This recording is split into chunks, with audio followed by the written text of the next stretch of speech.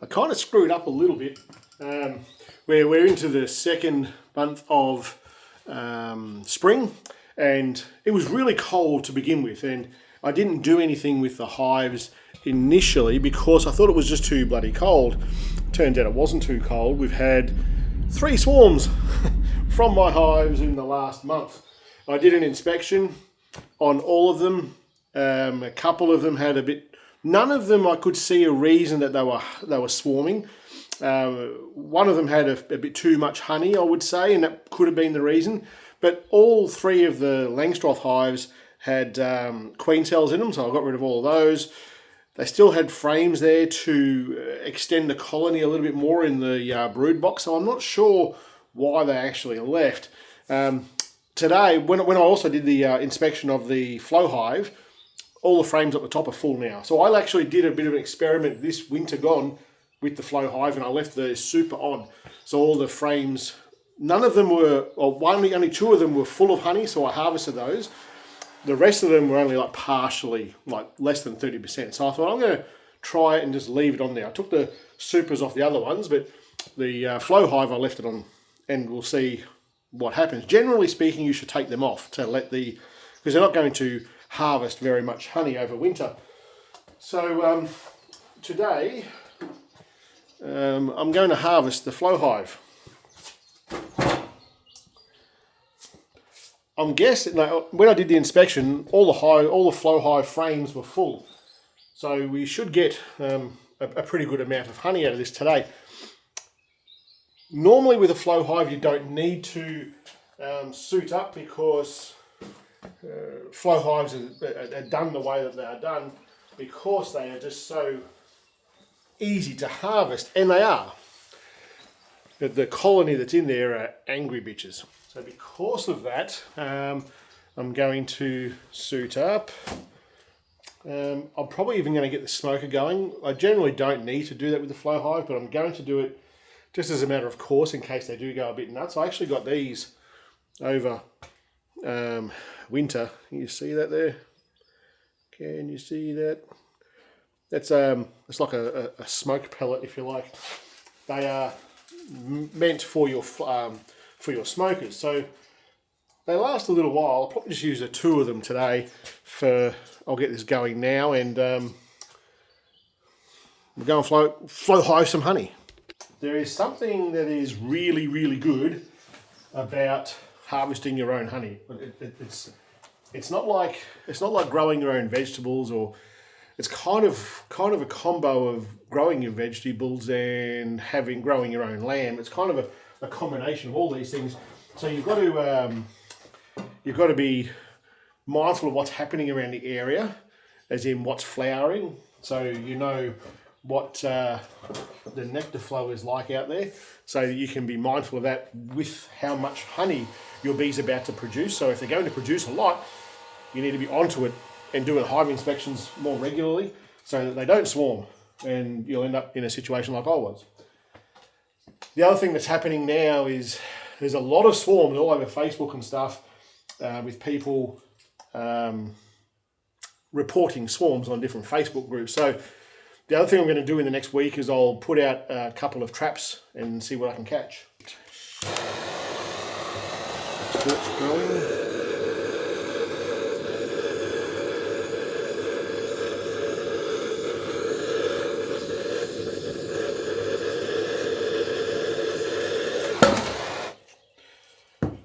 And we have smoke.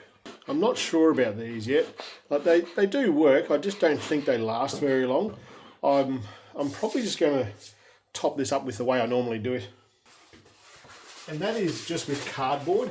So I will get this. I'll take the bottom of this off, and this here I'm just going to roll up really, really tightly.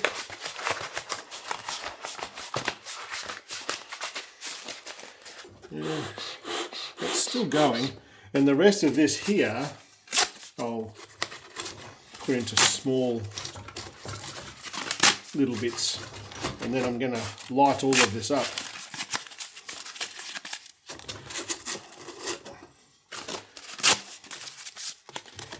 But once this all catches, then I'll stuff it down with lucerne hay.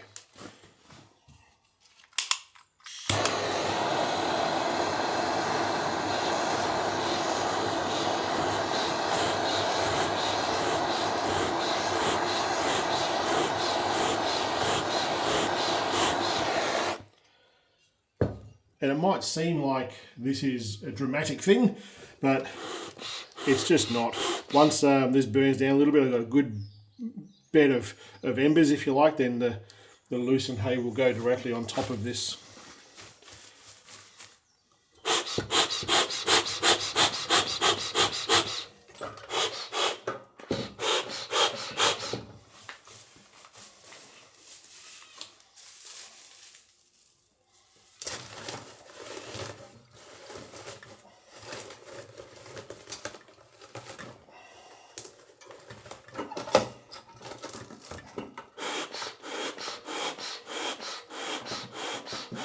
For harvesting the flow hive, I generally don't need too much more than what I normally take out. This is a box that comes when you buy a flow hive. You've got the option to buy one of these. Absolutely encourage you to do so if you're going to buy a flow hive. This is so handy to have. It's got parts there for your hive tools, your brushes, notebooks, and the big section here for big bulky items.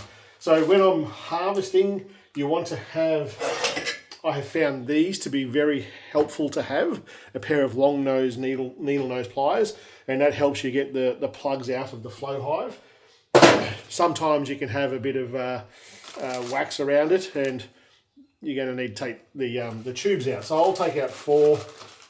Generally speaking, I don't harvest more than 2 to 3 at a time. I'll harvest a lot today, but I will not harvest at the same time more than 2 or 3. What else do I need? I need the breaker tools, which is this. This goes along the top.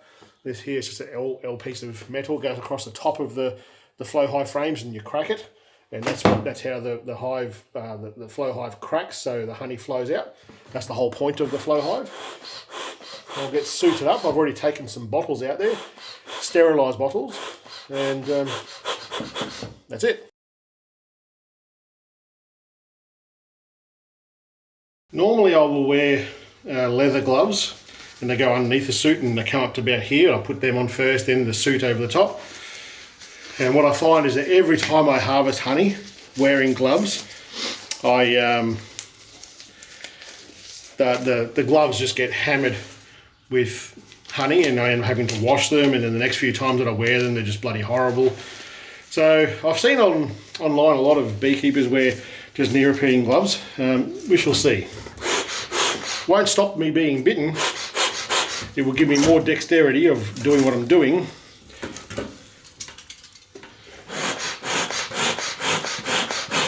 But I won't have honey all over my gloves. That's still working well.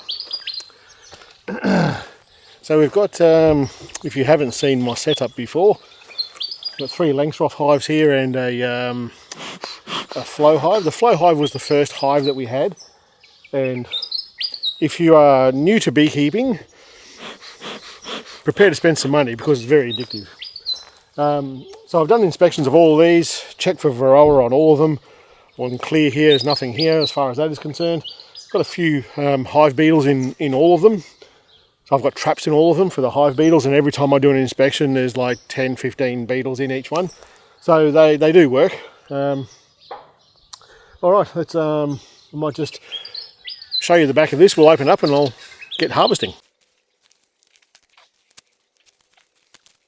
It's funny, you know, the honey that I pull out of here, Sarah eats most of it, and I shouldn't say Sarah eats most of it, Sarah uses most of it. So she uses it in her soap, in some products in her soap, and she has honey for breakfast every day. Good thing about doing videos with this sort of stuff, you can see if everything's sealed. Yeah, so my glasses just fell off one ear. Recovered well. Yeah, so she has a suit as well. I'll show you quickly inside here.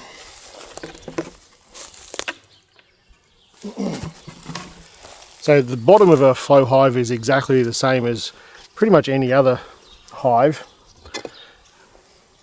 Absolutely full of capped honey in through that viewing window there.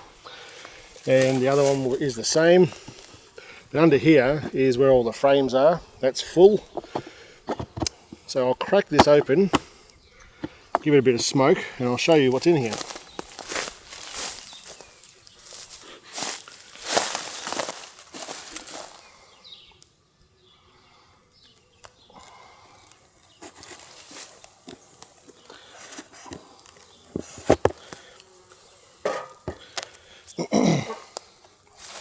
Must be a good flow on at the moment, because I only had this open the other day, maybe a week and a half ago, and she's pretty hard to open already.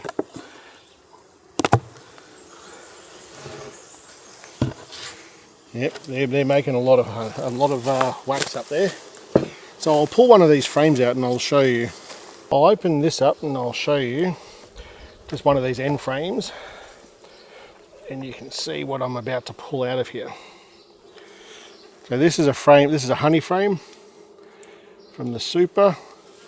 This is all capped honey. There's a few frames there that are empty. It's probably stuff that they've eaten over winter. And she's all mostly capped on this side too. So we'll harvest this frame. The way that this works, if you're not familiar with a flow hive, look out girls, under this cap here, can you even see that? Yep, under this cap here, this will pull off. I'll put that long bar that's a right angle frame into here on both sides, crack it, and it'll split the honeycomb down there. And then down the bottom here, I'll have that tube that comes out, and the honey will flow out of there. So that's what we're looking at. That's what it looks like inside. Look out, girls. And now we'll see what it looks like when we actually harvest it. I'll put all this back on and we'll get going. In behind here is all the honey. And what we do is we have these brackets here. They go down the bottom there.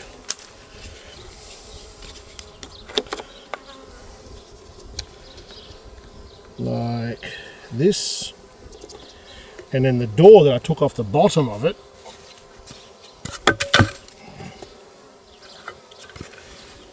then this door, which comes off of here, goes down, and it makes a good shelf to put the jars on as we harvest the honey. Honey, that the jars that we use are actually these old peanut butter jars. They've still got stickers on the outside. I've never been too concerned about that. And I like these because they're so open, so you get a good flow. So I'll get these pliers. You don't necessarily need it for these. These should come out easy, and they do. These small caps here. And that is where the funnels will go in, these small tubes. They've got a little notch on the bottom there. This is not a tutorial video. Put that into there, jar underneath. Put this one into here. That little notch goes down the bottom, and if you ever do this, you'll see how it goes in there. Now we want the breaker. Now we're going to take these caps out here first. This is the main reason I get these pliers. These little caps here, they were actually pretty easy to get in. Now we'll slide that in underneath there, and crack that.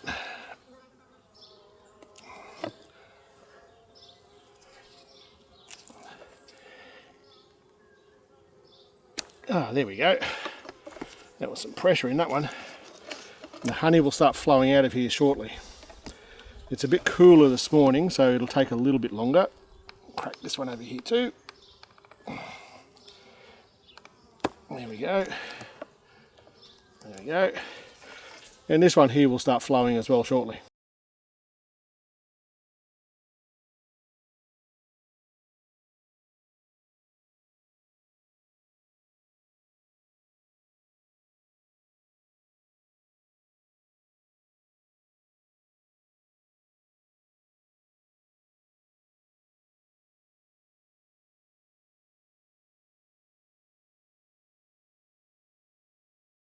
One thing with these is you get this false sense of security when you first start flowing, because it just kind of trickles out, and then all of a sudden it's like the floodgates open and it just starts pouring out. So first time I did this, I lost a bit of honey. Since then, I've brought out a heap of jars, getting ready to change them over as soon as it starts filling up. Tell you what, interestingly, these bees have been very, very quiet. I haven't even needed the smoker. I put in there initially, but they've been pretty chilled. Interesting side fact here. I'm not sure you'll be able to see it, but the flow hive is leveled downhill this way, so the back is lower than the front, and that is to help with the flow of the honey, hence the flow hive. But if you look, I'm not sure if I can show you this very well or not, but the flow hive, it angles back this way. The other ones angle forward, opposite to what the flow hive does, and that is so that it's easier for the bees to get rid of any crud, any dead bees, things like that, out of the hive. When it's downhill, it's just easy for them to push it out, and they're actually very, very good housekeepers. I'm about to do something I haven't done before, and I'm going to harvest 4 at a time. Hopefully the weight of all this holds up. If you see on the time lapse that it all just falls apart, that would be why.